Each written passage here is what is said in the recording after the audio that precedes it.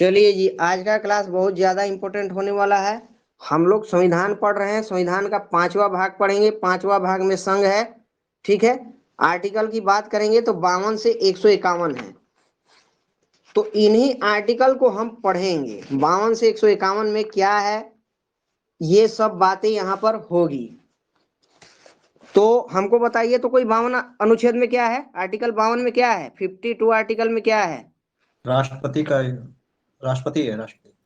हाँ, बहुत सुंदर जवाब है आपका, राष्ट्रपति से है कि देश का एक राष्ट्रपति होगा, ये 52 में लिखा गया है। ठीक है। 53 में क्या लिखा गया है? राष्ट्रपति का कार्य शक्ति है सर। हाँ, 53 में साफ लिखा गया है कि भारतीय संघ की कार्यपालिका शक्ति जो है राष्ट्रपति में निहित होगा। 52 में लिखा गया है कि राष्ट्रपति एक देश का होगा, संघ का एक राष्ट्रपति होगा, और कार्यपालिका का शक्ति किसमें निहित होगा? तो राष्ट्रपति में होगा। ये 53 में लिखा गया है। ठीक है। चलिए, अनुच्छेद 54 में क्या लिखा गया? अनुच्छेद 54 निर्वाचन के बारे में बताया गया है। निर्वाचन के बारे में लिखा गया है। हाँ, बहुत बढ़िया।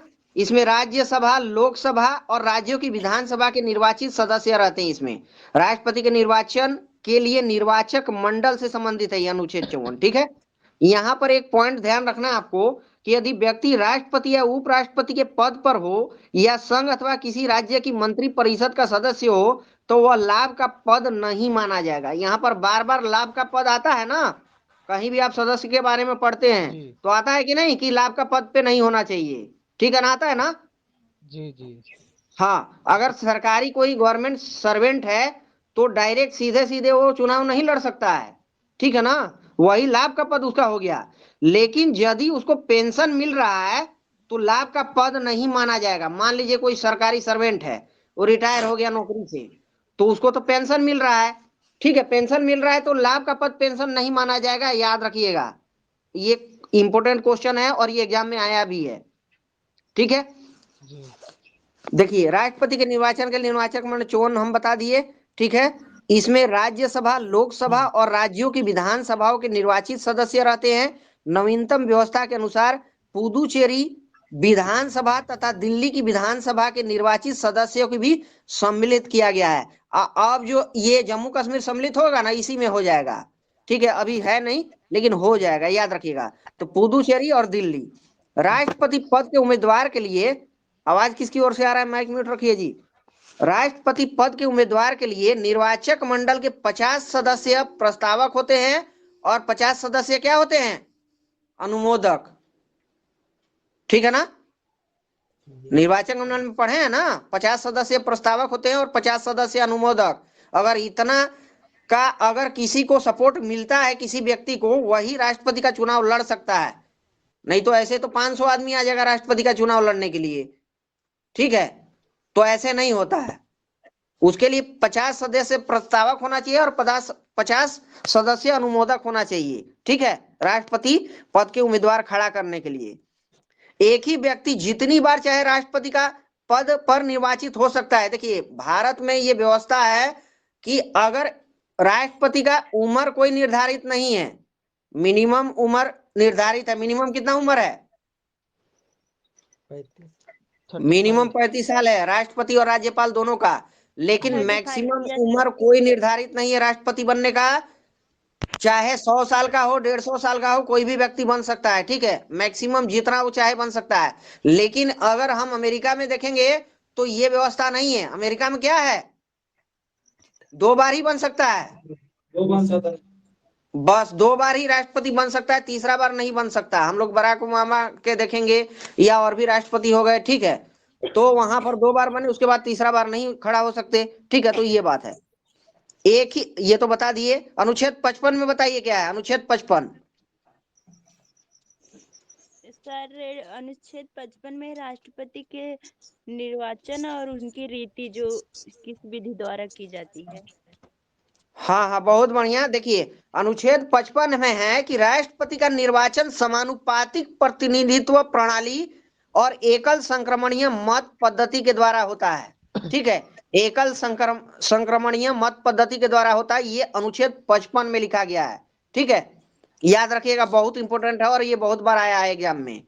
आप लोग मेरा चैनल सब्सक्राइब कर लीजिएगा। अगर कोई क्लास नहीं अटेंड कर पाते हैं तो ये सब हम अपलोड कर देते हैं। 70 को वर्तमान में वीडियो है और सब वीडियो आप लोग को देखना है। एग्जाम से हम बार बार कहते हैं, एग्जाम से पहले वीडियो देखिए और उसके बाद मिलाइए, ठीक है। उसका लाभ लेना है, ज्यादा से ज्यादा लाभ लेना है। यहाँ कोई फीस और चार्ज नहीं है, फ्री ऑफ कॉस्ट सेवा है, ठीक है। तो इसका लाभ ज्यादा से ज्यादा लेना है। चलिए आगे चलते हैं। कौन बोल रहे हैं जी? हाँ बोलिए। अभय, हाँ हाँ बोलिए भाई जी। रिजल्ट हो गया सर। हाँ बहुत बढ़िया। चलिए एक आदमी और अभी बताए हैं हमको कि रिजल्ट हो गया।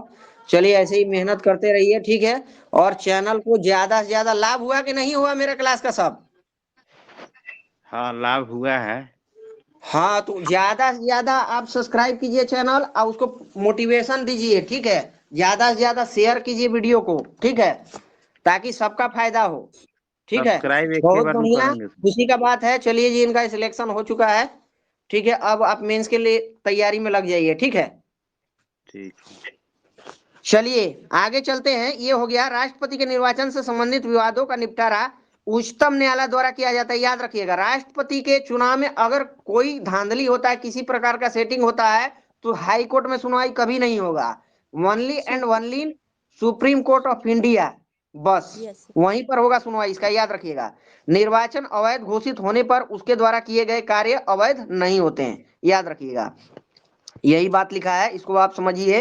अगर कोई राष्ट्रपति बन गया है और 6 महीना काम किया, 6 महीना के बाद सुप्रीम कोर्ट में केस चला गया कि ये तो राष्ट्रपति 2 नंबर में बने हैं, तो 6 महीना में जो जहां जहां वो साइन किया है वो अनवैलिड नहीं होगा, वो वैलिड ही माना जाएगा, ठीक है। यही बात यहाँ पर ये कह रहा है।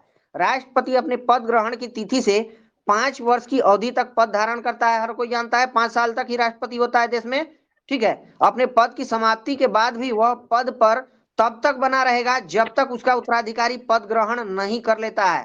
तब तक राष्ट्रपति रहेगा जब तक दूसरा कोई राष्ट्रपति ना बन जाए, ठीक है। यह अनुच्छेद 56 में कहता है, याद रखिएगा। अनुच्छेद 56 में यही बात कहता है कि जब तक राष्ट्रपति का उत्तराधिकारी कोई राष्ट्रपति ना आ जाए तब तक वो अपना पद पर बना रहेगा, याद रखिएगा। पद धारण करने से पूर्व राष्ट्रपति को एक निर्धारित प्रपत्र पर भारत के मुख्य न्यायाधीश अथवा उनके अनुपस्थिति में उच्चतम न्यायालय के वरिष्ठतम न्यायाधीश के सम्मुख शपथ लेनी पड़ती है। हर कोई जानता है शपथ लेना ही पड़ता है। और शपथ कौन दिलवाता है राष्ट्रपति को? अभी बताए हैं, भारत के मुख्य न्यायाधीश। भारत के मुख्य न्यायाधीश। बहुत बढ़िया, बहुत बढ़िया, ठीक है। अच्छा देखिए यहाँ पर अनुच्छेद 77 ए में क्या है, कोई बताएंगे? 77 ए में 77 मतलब सर? हाँ 77 का फर्स्ट। देखिए 77 का फर्स्ट के अनुसार जो है ना, भारत सरकार की समस्त कार्यपालिका, ठीक है बता रहे हैं, समस्त कार्यपालिका कार्रवाई राष्ट्रपति के नाम से की हुई कही जाएगी। और अनुच्छेद 77(3) कहता है, देखिए 77(1), देखिए अगर भारत सरकार का प्रपत्र किसी भी देश के साथ हमें करना है, अमेरिका का कोई लेटर हमको लिखना है, तो राष्ट्रपति के नाम से ही लेटर जाएगा, याद रखिएगा। कोई और ऑथराइज नहीं है। कार्यपालिका का प्रमुख है, कार्यपालिका का शक्ति राष्ट्रपति में निहित है, ये बात हम बताए हैं, ठीक है। और ये किस अनुच्छेद में बताए हैं? अनुच्छेद 53 में। अनुच्छेद 53 साफ कहता है कि कार्यपालिका का शक्ति का प्रधान कौन होगा? राष्ट्रपति के नाम से होगा, ठीक है।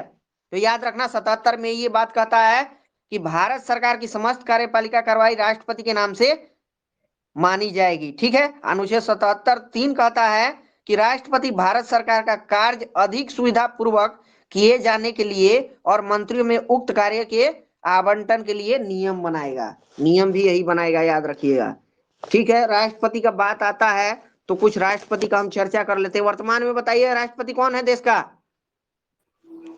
द्रौपदी मुर्मू।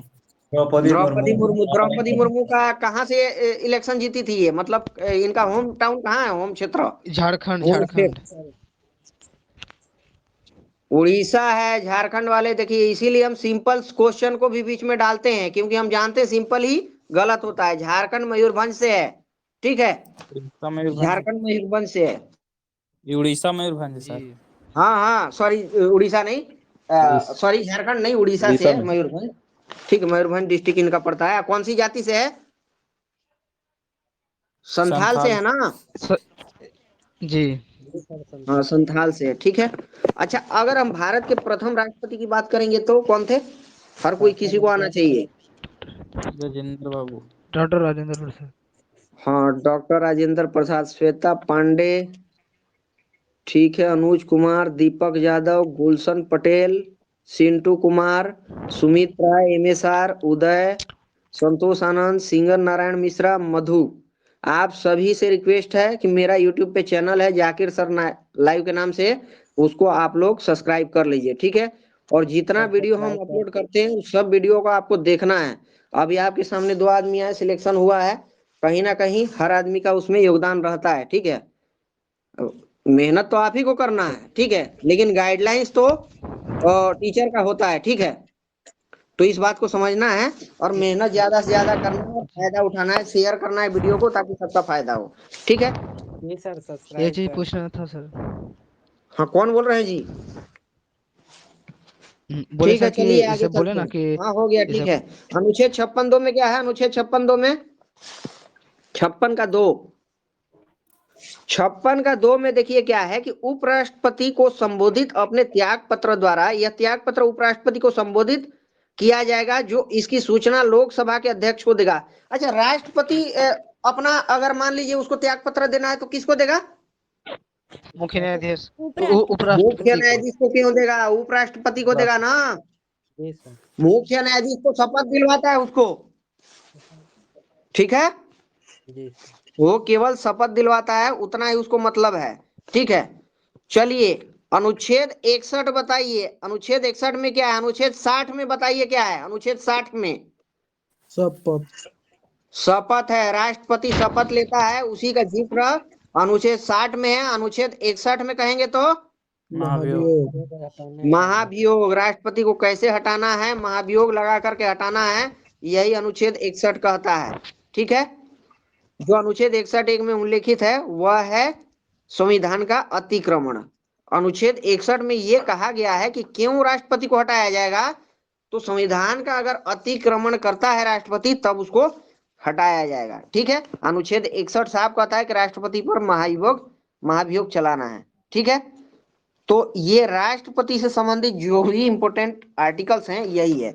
हम जो भी भाग पढ़ेंगे उसमें हम आर्टिकल्स पढ़ेंगे, ठीक है, क्योंकि जो भी संविधान का धाराएं जो लिखी गई है आर्टिकल्स के रूप में लिखी गई है, ठीक है। तो इस बार फिर से इसको रिवीजन करा देते हैं राष्ट्रपति को। चलिए 52 में बताइए, 52 में क्या है? राष्ट्रपति का पद।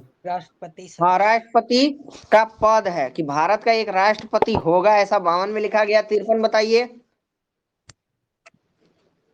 53 अभी बताए हैं कि राष्ट्र कार्यपालिका शक्ति राष्ट्रपति में निहित होगा, ठीक है ना। हाँ, 54 में बताइए। 54 राष्ट्रपति का निर्वाचन के बारे में बताया गया है। हाँ, राष्ट्रपति के निर्वाचन के लिए निर्वाचक मंडल के बारे में बताया गया, अनुच्छेद 54। 55 बताइए। राष्ट्रपति का निर्वाचन नीति।